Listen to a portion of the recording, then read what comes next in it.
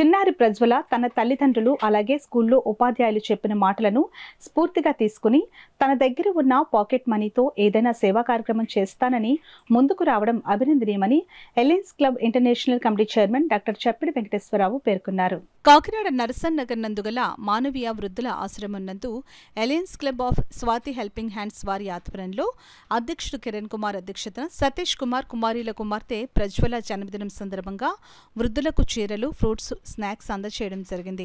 ఈ కార్యక్రమానికి ముఖ్య అతిథిగా alliance clubs international committee chairman doctor Chappidi Venkateswara Rao, విశిష్ట అతిథిగా క్లబ్స్ వైస్ గవర్నర్ వనం శ్రీనివాసరావు పాల్గొన్నారు. ఈ సందర్భంగా డాక్టర్ చప్పిడి మాట్లాడుతూ వృద్ధాశ్రమంలోని గల వృద్ధులందరికీ సంక్రాంతి శుభాకాంక్షలు తెలియజేశారు.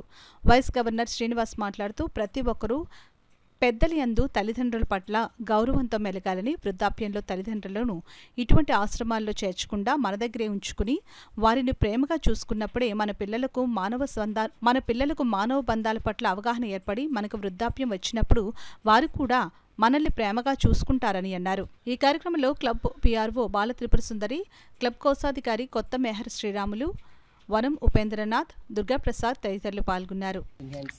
అధ్యక్షులు కిరణ్ కుమార్ ఆధ్వర్యంలో అలాగే పిఆర్ఓ సుందరి గారు ఈరోజు ఇక్కడ వారి యొక్క సిస్టర్ పాప బర్త్డే సందర్భంగా మానవీయ వృద్ధులాశ్రమంలో ఈరోజు ఈ చిన్న పాప పేరు ప్రజ్వల అయితే తను స్కూల్లో టీచర్స్ చెప్పిన దాన్ని పాటిస్తూ తను ఏదైతే పాకెట్ మనీ తల్లిదండ్రులు ఇస్తున్నారో ఆ మనీని దాచుకుని ఈరోజు బర్త్డే సందర్భంగా మనం ఏదైనా ప్రోగ్రామ్ చేయాలి డాడీ ఇలా చెప్పారు అనగానే వారి తండ్రి గారు అయినటువంటి సతీష్ కుమార్ అలాగే కుమారి గారు వెంటనే స్పందించి ఆ పాపని తీసుకుని ఇవన్నీ ఇక్కడ యుటెన్సిల్స్, చీరలు, పళ్ళు ఇవన్నీ మొత్తం ఏదైతే గ్రాసరీస్ వీళ్ళకి అవసరమో ఇవన్నీ కూడా సొంతంగా ఆ పాప డబ్బులతోటే కొని ఈరోజు ఇక్కడ ఇవ్వడం అనేది చాలా ఆనందకరమైన విషయం.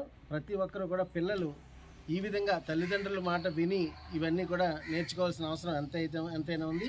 అలాగే ఈ సంక్రాంతి సందర్భంగా మీ అందరికీ సంక్రాంతి శుభాకాంక్షలు. ఎందుకంటే మన సంస్కృతి సంప్రదాయాలను ఎప్పుడు కూడా మనం మర్చిపోకూడదు. పిల్లలు ఈ వయసు నుంచే రేపు ప్రొద్దున మేము ఎదిగిన తర్వాత మళ్ళీ మీ వయసు అలా ప్రతి ఒక్కరూ కూడా ఒక వయసు వచ్చేటప్పటికి ఇటువంటి కష్టాలన్నీ తప్పవు.